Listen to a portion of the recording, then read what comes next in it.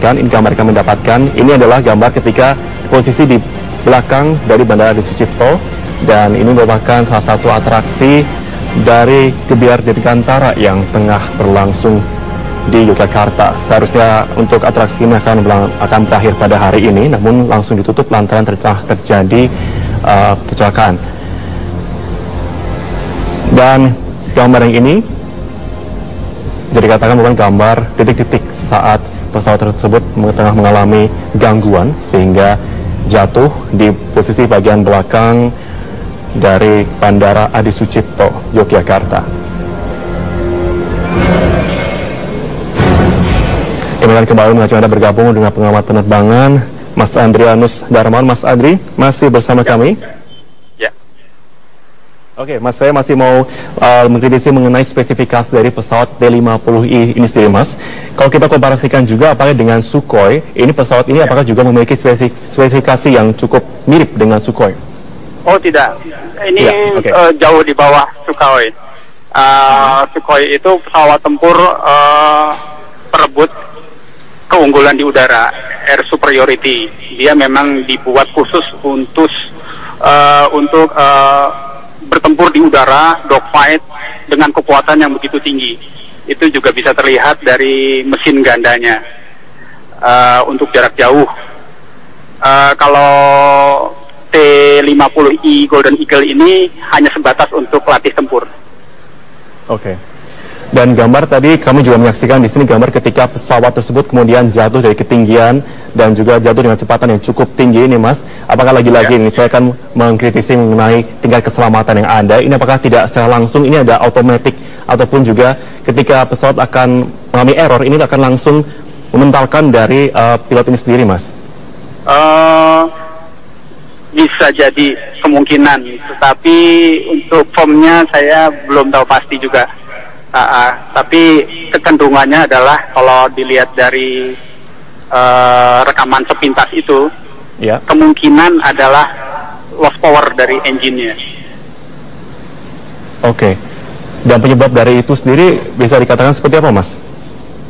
Penyebabnya, waduh saya nggak tahu ya, berarti memang ada malfungsi di sekitar mesin kali dan sistem pendukungnya.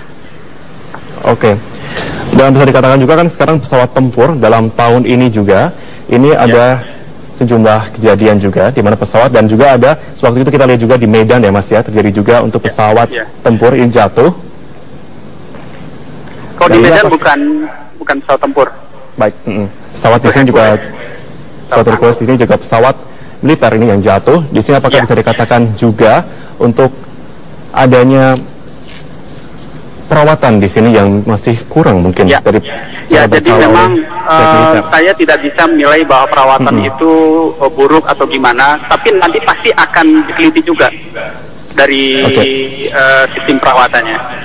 Mungkin memang ada yang salah atau yang perlu diperbaiki atau yang tertinggal atau gimana, semua akan diteliti pasti. Oke, Mas, selain Indonesia ini yang membeli pesawat T-50 ini negara mana lagi, Mas? Saya tidak bawa catatan, tetapi memang belum lebih dari 10 operator. Ini masih tergolong baru, jadi diperkenalkan pertama itu kalau nggak salah 2002. Selain Indonesia, pihak Korea Selatan adalah operator utamanya. Baik. Terima kasih atas informasinya, Mas Andrianus Darmawan, pengamat penerbangan. Terima kasih telah bergabung bersama kami di Breaking News Metro TV. Dan selanjutnya kami akan mengajak Anda bergabung, pemirsa, dengan anggota DPR RI dengan Komisi 1, Bapak Saifullah Tamliha. Ya, Pak Saifullah. Waalaikumsalam, Bapak. Baik, Bapak. Bapak melihat bagaimana, Pak, untuk adanya kecelakaan yang terjadi untuk pesawat T-50 ini sendiri, Pak? Iya, saya kan kemarin ke Yogyakarta. Ya. Dalam rangka melihat itu latihan itu. Oh ya, latihan. Yang pertama, pesawat yang jatuh itu kan pesawat latih ya. T-50. Dan kalau nggak salah T-50 itu bikinan Brazil gitu. Jadi pesawat-pesawat itu kan semestinya memiliki radar yang bagus, ya kan. Kemudian semua kelengkapan alutsistanya juga lengkap. Nah, problemnya itu di Jogja itu kan walaupun milik Angkatan Udara, tapi digunakan untuk penerbangan sipil, sehingga bandaranya sejak kemarin tuh buka tutup. Saya sendiri mendarat di Yogyakarta itu berputar-putar 30 menit. Yang saya khawatirkan adalah pesawat tempur yang milik AU itu kan radarnya tuh belum tentu baik. Dan saya mengkhawatirkan sejak kemarin kalau terjadi kecelakaan. Apakah itu kecelakaan pesawat sipil domestik ataukah pesawat dari TNI Angkatan Udara sendiri? Kan tidak mudah bermanuver karena pesawat-pesawat berada di Bandara Yogyakarta itu sampai-sampai ada yang mesti mendarat di Solo. Nah, oleh karena itu kita berharap bahwa TNI itu kalau mau latihan Angkatan Udara itu sebenarnya dia dalam posisi yang tidak padat penerbangan itu. Yang tidak padat penerbangan ya? Ya.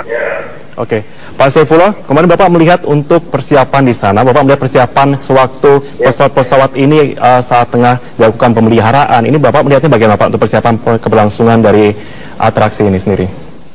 Ya, keberlangsungan dari atraksi itu saya mencermati betul gitu ya. Sampai kemarin itu tidak ada problem. Tapi ya mungkin saja karena biasanya lama nggak dipakai atau spare part-nya juga sudah aus.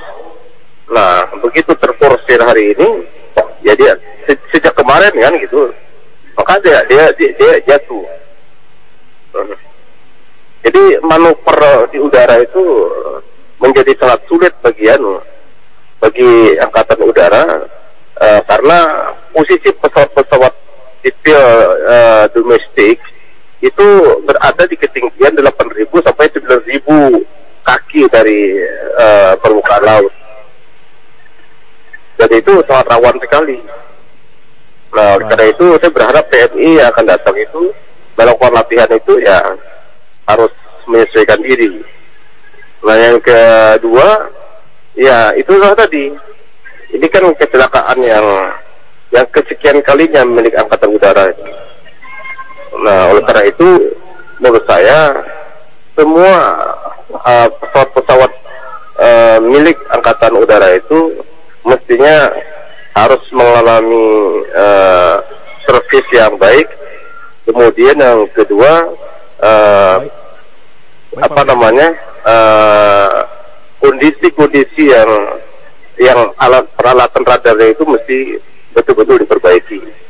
Baik, terima kasih banyak atas keterangannya Bapak Saifullah Tamliha, anggota DPR RI Komisi 1 DPR RI. Terima kasih banyak Bapak sudah bergabung bersama kami di Breaking News Metro TV. Dan pemirsa, kami masih akan juga nanti bagaimana konfirmasi dari pihak dari Kadispen AU untuk kejatuhan dari pesawat T-50I ini sendiri. Dan pesawat ini memang nantinya saat ini tengah dilakukan untuk adanya evakuasi lebih lanjut di Bandara Adi Sucipto.